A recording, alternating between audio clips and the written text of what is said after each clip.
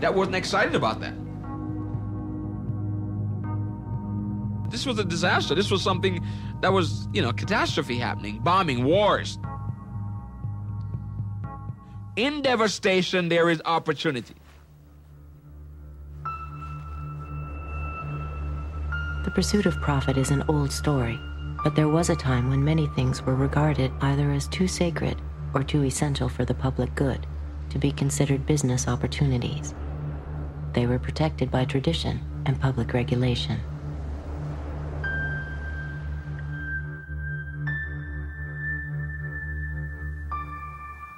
We can really begin to take a look at the emergence of the modern age with the enclosure movements of the great European commons in the 14th, 15th, and 16th century. Medieval life was a collectively lived life. It was a brutish, nasty affair, but there was a collective responsibility. People belonged to the land did not belong to people.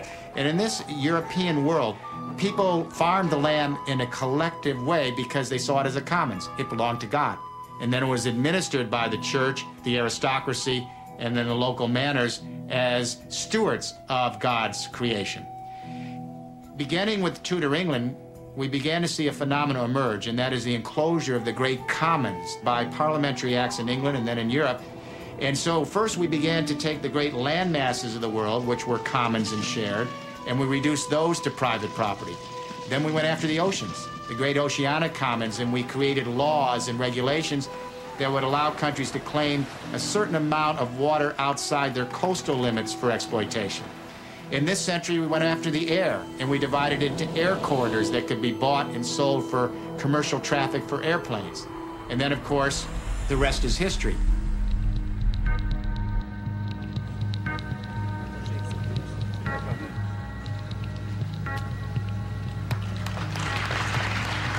With deregulation, privatization, free trade, what we're seeing is yet another enclosure and, if you like, private taking of the commons. One of the things I find very interesting in our current debates is this concept of who creates wealth. That wealth is only created when it's owned privately. What would you call clean water, fresh air, a safe environment? Are they not a form of wealth? And why does it only become wealth when some entity puts a fence around it and declares it private property? Well, that's not wealth creation, that's wealth usurpation. Over the centuries, we have put more and more things in that public realm, and just lately, in the last, let's say, 3 or 4 decades, started pulling them out again. So, firefighters, for instance. This man needs the fire department. Firefighters started as private companies. Yes, and lots of other people need the fire department, too. And if you didn't have the medallion of a given firefighter brigade on your house and it was on fire, those firefighters would just, ride on by because you didn't have a deal. Well, we gradually evolved a public trust for the provision of safety on that very specific level. This is important. We should not go back from that and start saying, well, why don't we put that back in the market and see what that does? Maybe it'll make it more efficient.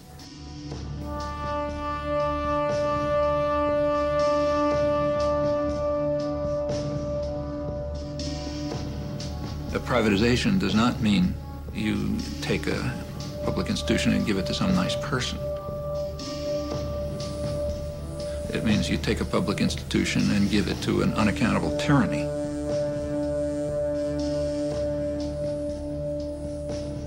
Public institutions have many side benefits. For one thing, they may purposely run at a loss. They're not out for profit. They may purposely run at a loss because of the side benefits. So, for example, if a public steel industry runs at a loss, it's providing cheap steel to other industries. Maybe that's a good thing. Public institutions can have a countercyclic property. So that means that they can maintain employment in periods of recession, which increases demand, which helps you get out of a recession. A private company can't do that. In a recession, throw out the workforce. That's the way you make money. There are those who intend that one day everything will be owned by somebody. And we're not just talking goods here. We're talking human rights, human services, essential services for life, education, public health, social assistance, pensions, housing. We're also talking about the survival of the planet, the areas that we believe must be maintained in the commons or under common control, or we will collectively die. Water and air. Even in the case of air, there's been some progress. And here the idea is to say, look, we can't avoid the dumping of carbon dioxide. We can't avoid the dumping of sulfur oxides. At least we can't at the moment afford to stop doing that. So we're dumping a certain amount of stuff into the environment. So we're going to say, with the current tonnage of sulfur oxides, for example, we will say that is the limit, and we'll create permits for that amount. We'll give them to the people who've been doing the polluting, and now we will permit them to be traded. And so now, there's a price attached to polluting the environment. Now, wouldn't it be marvelous if we had one of those prices for everything? It sounds like you're advocating private ownership of every square inch of the planet. Absolutely. Every cubic foot of air, water. It sounds outlandish to say we want to have the whole universe, the whole of the earth owned. That doesn't mean I want to have Joe Bloggs owning this square foot, but it means that the interests that are involved in that stream are owned by some group or by some people who have an interest in maintaining it. And that, you know, that is not such a loony idea. It's in fact the solution to a lot of these problems.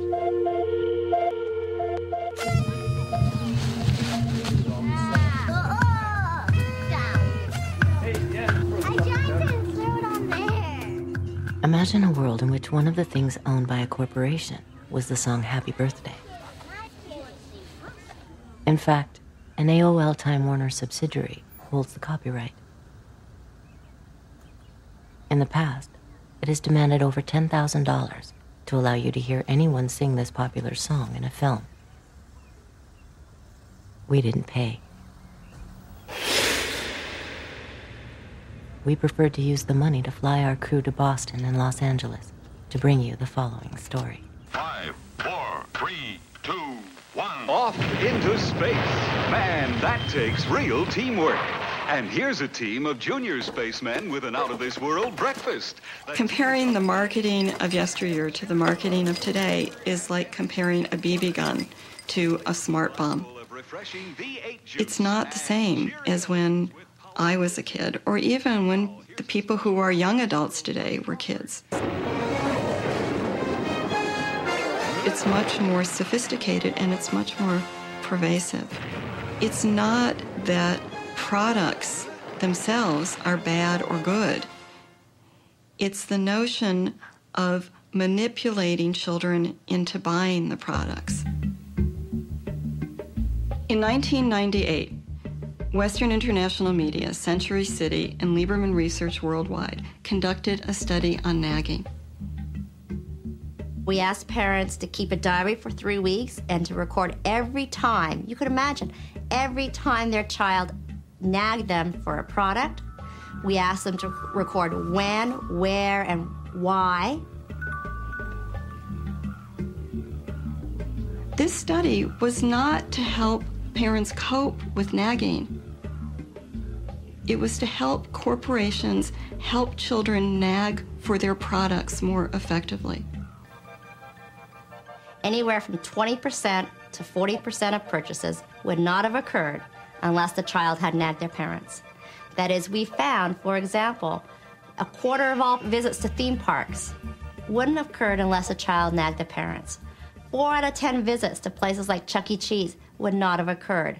And any parent would understand that, you know.